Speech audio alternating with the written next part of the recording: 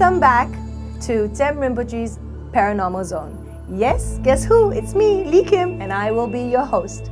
Remember several weeks ago, I interviewed JP Thong, and I told you that he will be back because he's got many stories. I'm not personally obsessed with him, but apparently friends from the other side seem to be obsessed with him because they just keep hanging around and partying with JP. Well, here we have JP Thong again. So now, there was the whole 1989 episode, Yes. Shadow Man in New York, and then you're back now. Yes. You said that at one time there was a little bit of slowdown in activities. Slowed down for 3 years, and then when I went to a trip to Europe, I had another encounter. But then after that, 10 years later, then I had an onslaught of encounters again. Okay, so that was like a trailer to your... It was like a trailer, okay, let's just give you low doses first, JP, then we're going to make you a star 10 years later. So you're back in KL, and this, I believe, happens at home. Yes. This happened 10 years ago when it happened... Well, I saw a trend that every time when my family and I would go to the cemetery, like for Tsem or the 7th month, and my grandma's birthday or the day that she died. So 5 times a year I'd go with my family, and every time after I come back, then there'll be somebody there, as in a spirit will be there. So this time it was a Chinese lady. So what happened was... you gotta follow the trend. 10 years ago, we're picking up people at clubs, not at cemeteries, okay? So this was one of the many encounters, and I don't know exactly in which year, but anyways, it's one of those whereby I'm deep in my sleep, and all of a sudden my eyes will be wide open, and then there'll be somebody standing right next to my bed. But do you know you've woken up, or it just happens?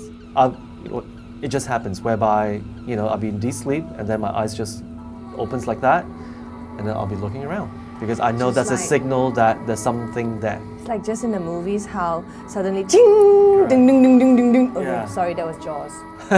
Okay. So what happened was when I woke up, then I saw this lady standing right next to me, and it was very clear because it looked like. She had long hair, and she was wearing, a white dress, just like in the movies. Was there like blood dripping everywhere? No, but she was very pale, and it was like a hologram where I could see through her. Ooh. So, and even before her, I've seen a few other spirits already, but never, I was never scared. Okay, I gotta ask this question. Okay. Before all, this, you went to the cemetery and stuff, but in between, did you watch a ghost movie or some horror flick that kind of triggered you or something, or? No. No? Nothing. No, I guess he really doesn't need to watch any horror films because it seems to be happening live for him, huh? So then, so I freaked out for the first time. Because she's scary, right? Because she looked exactly like the typical spirit in the movie. So it looks real. She looks real. She looked real. And scary. No, she was very sad. She looked very sad. That was the first thing that I felt, that she was very sad. She was very depressed, and she was looking down like this. And she was sitting next to my legs. And then when she saw me looking at her, then she drifted towards me, next to my body. So I freaked out because I didn't know what she's going to do with me. So what I did was, because I freaked out. I'm wondering too what she would have done with you. Okay. So I took my comforter and I just covered my head, and I was, and I was really scared. Yeah. So then. What were you telling her? Did you scream at her? No. Did you? I was so scared that I just hid, just like that, and then I was trying to calm myself down because my mom always says, don't panic, because when you panic, the spirits will get you. So your family actually knows you have this encounters, and my mom always say, don't be scared. You didn't hurt them; they won't do anything to you. So that's why I always remember. So I calmed myself down, and then in my mind I said, please leave me alone. This is my room. I don't know what you want, but just leave me alone. So it was a mental conversation. It wasn't like you were shouting under your comforter. No. So after saying that, then I waited, and and nothing happened. So then, just like in the movies, I was like, I looked around, and she was gone. So She didn't. So this time, unlike Shadow Man in New York, you saw a face. I saw a face with body. Right. And even an expression of sadness.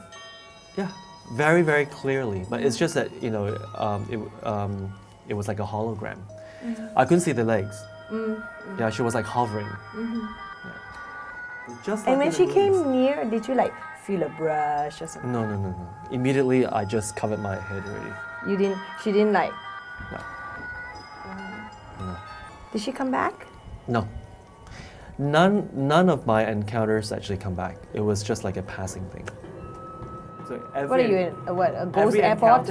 Every encounter. Transit counter, ghost airport. No, every encounter is a new spirit, I think. Right. Or they come in different forms. Yeah. Okay. All right. Did you... Man, scary. And how do you personally or mentally or emotionally cope with all this? I mean, they seem to be like... I was never afraid. I was never afraid because... I don't know. I thought I would many years ago when I was a kid. I'd always tell my mom that I would die. I would die of a heart attack if I see a spirit. But when I actually do see them, it was not as scary as I thought. Yeah. And actually, a lot of them were pretty sad. Yeah. So yeah, it never crossed my mind. But back then, because I was suffering from insomnia as well. Right. So every time when they wake me up in my sleep, I get very frustrated and I'll be angry at them for waking me up. So yeah, so I say, I'll always say, please leave me alone, and that's it. Do you, because they were happening to you so regularly? No, only 5 times. 5 times a year. 5 times a year. 5 times a year. That's quite a number of years now, But Cho, so do you, I don't mean to sound weird, but do you end up talking to them? I don't have a conversation because my friend said, why don't you find out what you want? Oh, not what I want, what they want. And I said, I don't know whether or not I can handle it because I can handle seeing them, but if they start talking to me, I don't know whether or not I'll freak out. So I never did. I remember you have, seeing them, and did you eventually develop, also start hearing them and having a related scent? I could smell them. Yeah, I could smell them, and my first encounter of realizing that you can smell them is when during my first job in KL, and I smelled something very fishy and very musky, like decay as well. Like the whole toothbrush thingy? Yeah, same smell, much stronger. And my colleague said, "Oh, don't talk about it." I said, "Why not?" They said, "Oh, this place is haunted." So ever since then, I knew that if I smell something like that, then it was an indication that there is something in my room. So there are many times in my room before I actually see the spirit, I actually smell it first, and then I would know that it's there. And the scent is not throughout my room. It's that you have to stand in a particular spot, right, to smell it, and that was very weird. Because that's where they are standing or where they are. I can't explain, but it's just in that particular spot, and the spot can go from from here to there. So it's not like a whole room aroma thingy. It's kind of specific, but the spot changes. It's a localized smell. Yeah. Right. Very sharp, huh? He's got the visuals and the smell sense and things like that. And anything more?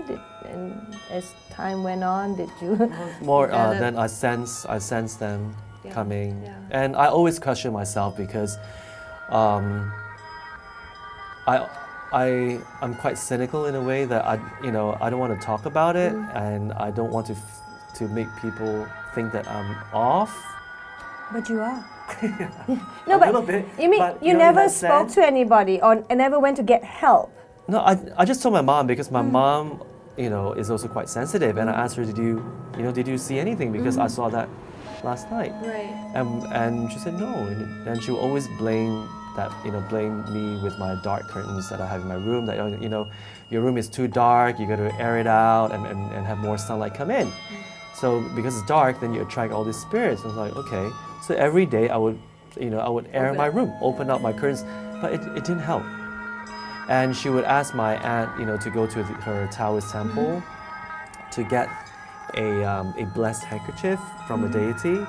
So because I had so many encounters, and she gave me so many that and I'm supposed to put it on my headboard. I have a pile of it on my headboard, and I tell my mom it doesn't work. So and then my dad started accusing me. So very soon you can make a little business, fold it up and say, yeah. And my dad said, no, he's lying. He's just saying this so that he'll wake up late to go to work late. What'd you do? How come you overslept? Why? I was busy talking to Miss So-and-so and Mr. So-and-so. Okay. Yeah. So you never kind of explored what you could do with these abilities? No, not really, but until 6-7 years ago when I started, when it became worse, whereby my What do you mean by worse? I mean, did you, did they start staying? It became more than five times a year, and then there are certain times that I didn't even go to the cemetery with my parents, and I'd see them. So when I told my friends about it, then my friends said, hey, why don't you talk to this friend of mine, and she's into this New Age healing. So it started to get worse because you didn't need to go to where they hang out. They were just popping out. Yes. Even though you avoided the cemeteries, yes. They were just starting to kind of drop in. Yes, yes. Then I started questioning. Okay. What is it about me that they want? Okay. And did you get any answers? Did you go to your New Age friend? I consulted my New Age friend, and she said that I have that my aura is predominantly green and indigo, which is a sign that I'm a healer. So it is a gift that I have, and they sense that, and they want me to help them. That was her explanation. Oh, you mean the spirits and yes. Free roaming spirits? Yes. See that. Yes, okay. And they wanted my help. Right. So that was her explanation. And then what did you do with this information? She said that I could actually help them cross over. And it was very new. Cross over as in rest in peace or settle down? As in not... I didn't quite understand, but I guess to cross over to a much better place. If you've watched Ghost Whisperer, how she does it, calling out the white light and then send them to cross over, using the white light. Where they would kind of rest and kind of maybe come back. In peace, or go to somewhere. To me, my understanding is to go somewhere better, and not be in the spirit realm. Yeah. Okay. Interesting. Well, I hope you enjoyed that story with JP. I don't know, I find it amazing when JP shares all these stories, and it's just inexplainable. There's no logic, there's no rational, and I'm sure many of us out there, even for JP himself, he tries to make sense of it until it's just happening quite often, that you just take it as it is, So, like I always say, whether you believe it or not, whether you've seen it before, maybe there's one just sitting right next to you right now.